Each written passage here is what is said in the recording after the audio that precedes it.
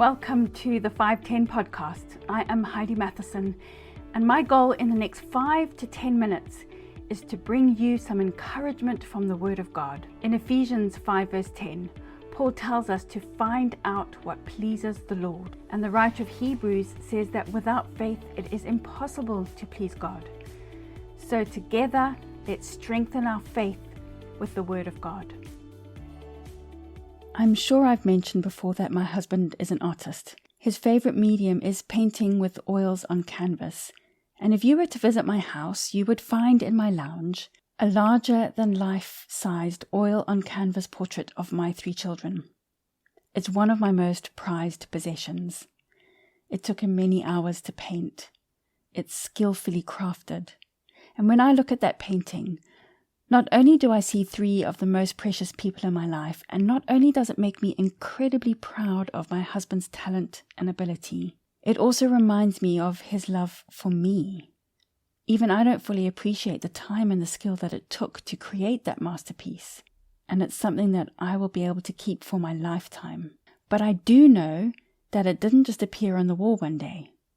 If you visit my house and see that painting, you would know that there is a talented painter who created it. In a similar way, God's love for us is proclaimed through His creation. His greatness shines through every sunset, every sunrise. His glory is revealed in all of nature. Listen to these beautiful words penned by David in Psalm 19, verses 1 to 4. The heavens declare the glory of God. The skies proclaim the work of His hands. Day after day they pour forth speech. Night after night they reveal knowledge. They have no speech, they use no words, no sound is heard from them, yet their voice goes out into all the earth, their words to the end of the world. Even though creation doesn't have a voice as we do, and doesn't use words as we do, its beauty and magnificence make known the glory of God and the greatness of all He does. We hear God's voice through His creation. Psalm 29 verse 3 says, "The voice of the Lord is over the waters. The God of glory thunders. The Lord thunders over the mighty waters. The voice of the Lord is powerful. The voice of the Lord is majestic." So all around us we see evidence of God. And in fact, in Romans, we're told that we have no excuse for not knowing about God. Listen to verse 20 of Romans 1. It says, "For since the creation of the world, God's invisible qualities, His eternal power and divine nature have been clearly seen, being understood from what was made, so that people are without excuse." God's creation declares that there is a creator. And not only does creation declare God's glory, but creation also worships its creator. In Psalm 55 verse 12, we read about mountains bursting into song and trees clapping their hands. In Psalm 98 verse 8, we read about rivers clapping their hands and mountains singing. In Psalm 96 verse 11, the heavens rejoice, the earth is glad, the fields are jubilant, and the trees sing for joy. All of creation is so full of joy as it worships its creator. And Jesus said something amazing about this. In Luke 19, we read the story about Jesus entering Jerusalem on a donkey. Now, this is the story that churches commemorate when they celebrate Palm Sunday. As Jesus was riding the donkey down the Mount of Olives, people were joyfully praising God and shouting, and they were saying, "Blessed is the King who comes in the name of the Lord." This made the Pharisees very unhappy, and they told Jesus to rebuke His disciples for this worship.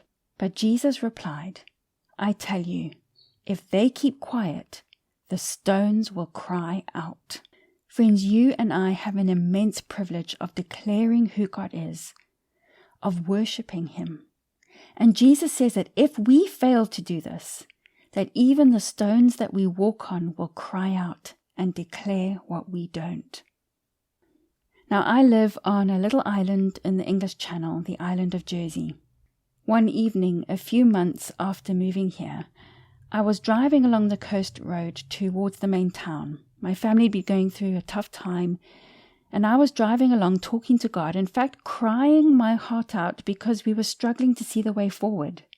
We were starting to wonder whether we shouldn't have moved to Jersey, whether we'd made a mistake and would need to go back to the UK and start over. We desperately wanted to stay in Jersey, and we felt strongly that He had moved us here, but settling was taking a bit longer than we'd anticipated.